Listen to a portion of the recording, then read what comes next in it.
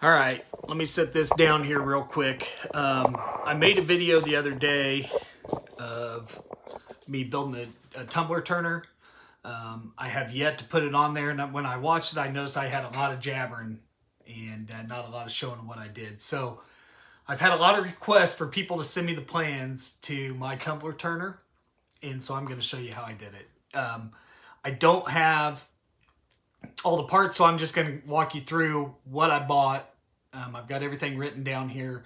There'll be a link in the description if I haven't already sent it to you via direct message, but there'll be a link in the description with all the stuff I bought. And I'll basically show you how I did it, so you can make yours. I build these and sell them, so if it seems overwhelming and you don't want to do that, just send me a message and I can build one for you. But you're going to do it a lot cheaper here if you do it yourself. So that's why I started. So let's get to it. Let me show you what I got. Well, actually, let me talk to you real quick about what I bought or what I did. I have two, I don't know what the size is. I think they're 1/4 inch, maybe 1/2 inch plywood. I cut these into, I did two that are 8 inches wide by 33 inches long. You have two of those. That's going to be your front and back piece. I'll show those to you in a minute. You're going to have two that are 8 inches high by 6 inches wide. And then you're going to have one that's 6, and those are your side pieces. And then one that's 6 inches wide by 33 long, and that's going to be your bottom. I don't put an extended base out. I just put parchment paper down on my table, so it saves on wood. Wood's expensive right now, so it'll save you on that. For the pipe, I do 10 because I have a 5-cup drying rack on top. I do 10 that are 4 3/4 long. I cut those with a hacksaw, or you can buy a tool. I can give you a link to that if you want, if you don't have a hacksaw. But it's just a little tool that clamps down over it, and you squeeze it and it cuts it. But I do 10 that are 4 3/4 long. That's the end that's going to have your football. So that's going to be this end right here, 4 3/4, 10 of those. And then you're going to need 4 that are 6 3/4, and that's the end that connects to your motor. Okay. Your connections, you need 14 1/2 inch male connectors, which are these things right here at the bottom. And then you need 10 1/2 inch female connectors, and I can't show you that until we get to looking at the actual build itself. I used a 1 inch hole saw.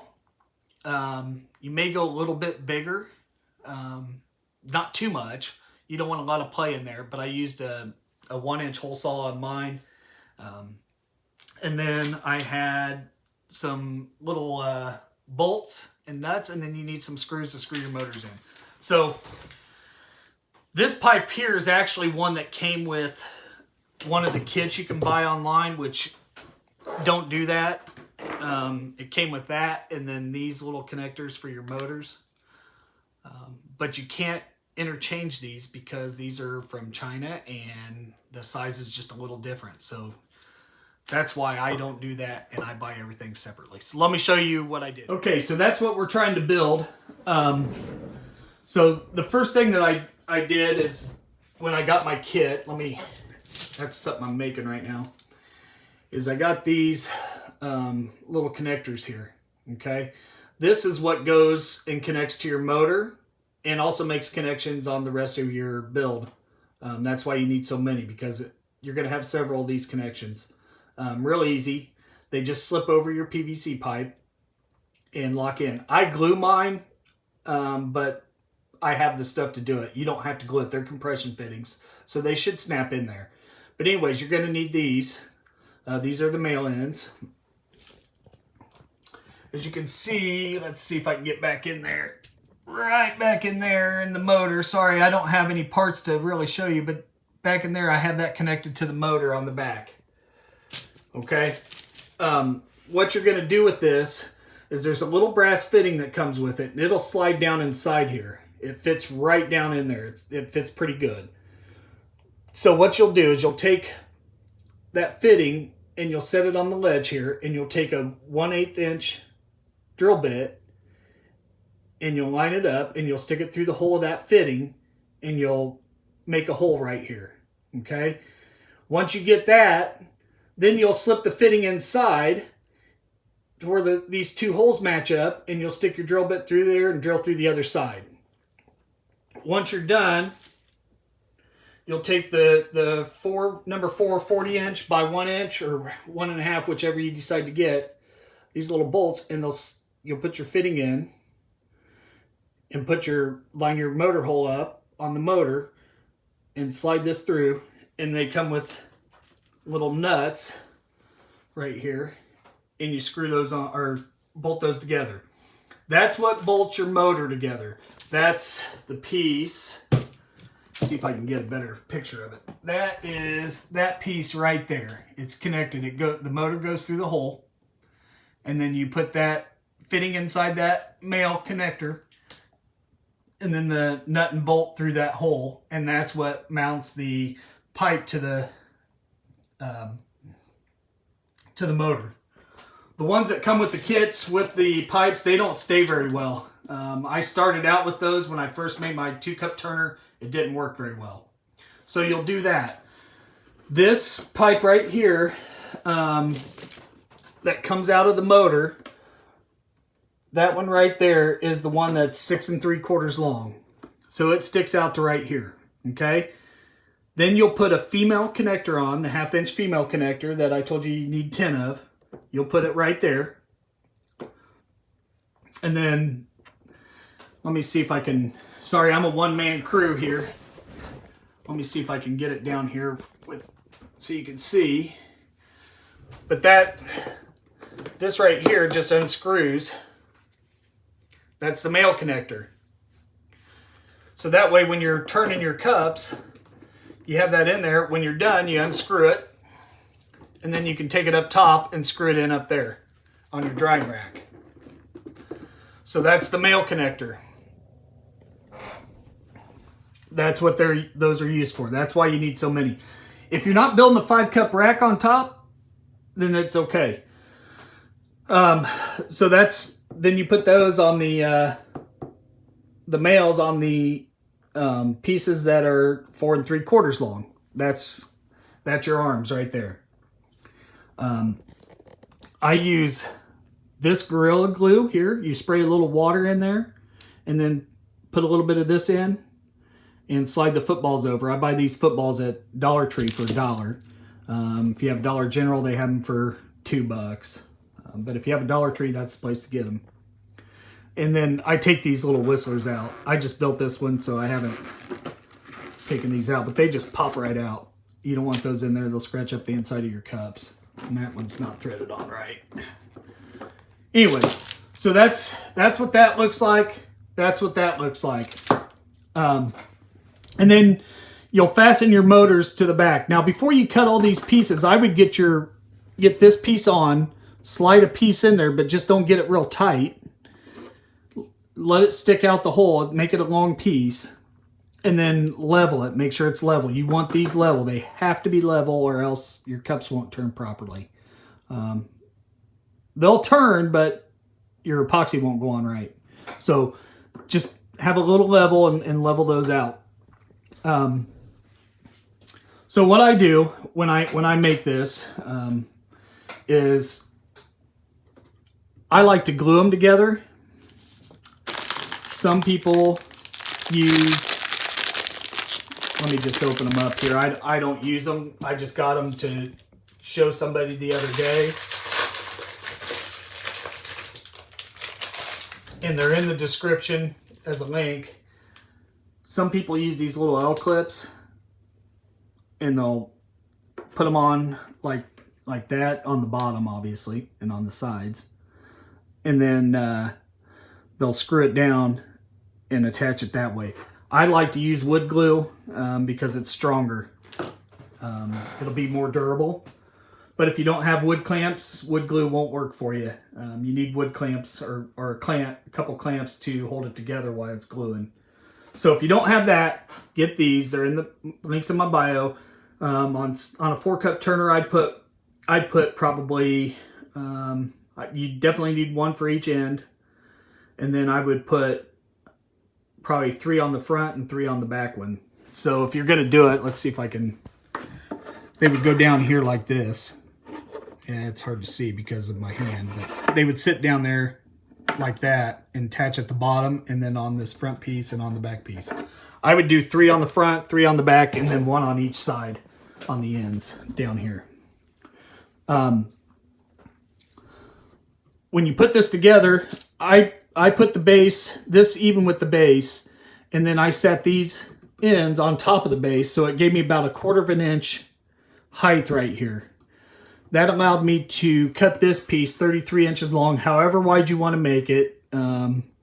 This one looks like, I don't know what, maybe 2.5 inches wide. I don't know. It's just a piece I had laying around. And then I cut holes in them. I'm not sure what size, but just whatever size you need to make these fittings, the male the male fittings to go through. Let's see, did I do that? No, I put caps in there. Sorry. Let me think about this for a minute. Yeah, you can actually set it down like that. You'll put your pipe in whatever size you want. I don't know what I cut those at. They're really tiny. All I did is I had different hardware in here. I had these in here like that. I wasn't thinking. And so I put those down inside. And so I had to cut a small piece of pipe right there. It's probably 1.5 inches long, maybe 2 inches. And then the pipe sits down in there. You put your female in there, and then your male screws in there. The holes here, I measured over from the side. I measured over 6 inches. Drilled my first hole and went over 7 inches on center. When I did this, I clamped this piece and the back piece together so they were flush. And I drilled through both pieces so that way they were even all the way across. Excuse me. That way you don't run into issues where it's not even. Let me move some stuff. I'll show you what the back looks like. Here's a spade bit if you don't want to get a hole saw and you have spade bits. This is a 1 1/8. It's a little larger than what I like to use, but let's see if we can get to the back side. The plugs it comes with, I just drilled a hole and stuck the plug down through there, and then I hot glued these down. The kit comes, this one's got better. Kit comes with these little connectors. You just push down on one end, stick your wires in, and then push down on the other side and wire it together. I don't know if you can see that. Yeah. If you turn it off and then turn it back on, it spins the other direction. These are reversible motors. So I just put the wires down in there. Those you can see I've wire tied. I robbed this motor. I ran out of motors, and I robbed this motor off my 2-cup turner so I could have my 4-cup because I got an order for quite a bit of stuff. So on the back you can see I just mounted the motors there. And I just used little, let's see, they're on the list, but they're little number 6 1/2-inch screws. You don't want the screws to go all the way through if you can help it, because you want to make sure that you're not reaching your hand in there. The one thing that I wish I would have done differently is I glued this down. I wish I would have connected it with one of those L brackets or something. Just because if I want to get in here to do something, it's kind of hard. Like when I already had this thing built, and when I tried to put that other motor in, it was kind of tough. But these little bolts that I showed you earlier, you just want to make sure that it's not hitting the wood back there. If you cut your holes and you can't get it 100% level, a little trick is, I don't know if you can see it. Let me see if I can zoom in a little bit. Is I cut the PVC pipe in half and just put a little right there. You can see it down in there. Just a little U-shape piece in there, and so it sets on there and it makes it level. So if for whatever reason, if it's hard, if your cut didn't go very well there, or your hole, you can do that. You can see here the sides are flush down here, and then that sits on top. That's what gives you the lip up here. So that's pretty much it. I use this Gorilla Glue, the wood glue, to glue them together if you're gonna glue it. If not, buy the L brackets. It's in the description, or the links I sent you if you're one of the ones that's already requested it. I use this wood glue, or this glue, Gorilla Glue, for the footballs, and also the pool noodles. Now, just keep in mind, if you have the footballs laying on the table and stuff, if you put too much in, it'll seep down the pipe and get on whatever you're using. And this stuff is really strong. You spray just a little bit of water inside, just to dampen it. Squirt a thin layer of this stuff in all around the football, and then stick your pipe in. So, but if you're laying them down on the table and they're kind of angled like that, the glue will come out this pipe here. Okay, so make sure that if you do that, I set them on a piece of cardboard and have them set something under so they sit up like this while they dry. I think that's it. If you have any questions, comment below. If I missed something, it may look intimidating, but it's not. I just drill holes, in the backside to run my wires inside the box from the motors. I drill holes on top for the switches. I wire them all individually. If you want to run all of them at the same time, you can put all of them into the one plug, and you can just put one switch on there. Whatever you want. It's however you want to design it. This is the way it works for me, and I think it's great. I don't like all my motors running at the same time unless I'm doing something. I just don't want to wear them out. I don't know how long these will last. I've been spinning for quite a while, and they don't give me any fits.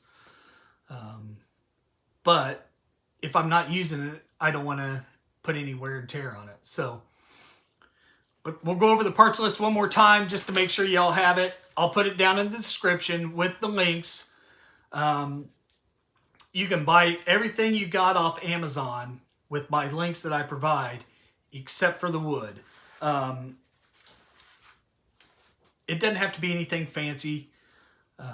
I sand mine down just because I have the ability. I have the stuff to do it. You can buy just regular sandpaper and sand it down if you want. Wear gloves, because if you hit a spot, you don't want a splinter. Trust me.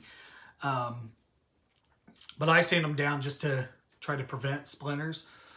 If I'm selling them to a customer, I paint them or stain them, whatever I have on hand, because I do wood stuff as well. I make different things out of reclaimed wood. But you need two 8-inch by 33-inch long. That's your front and back. You clamp those together with something, and then drill your hole so that way they're even. You need two 8-inch by 6-inch. That's for your end pieces. And then you need one that's 6 inches wide by 33 inches long. Okay.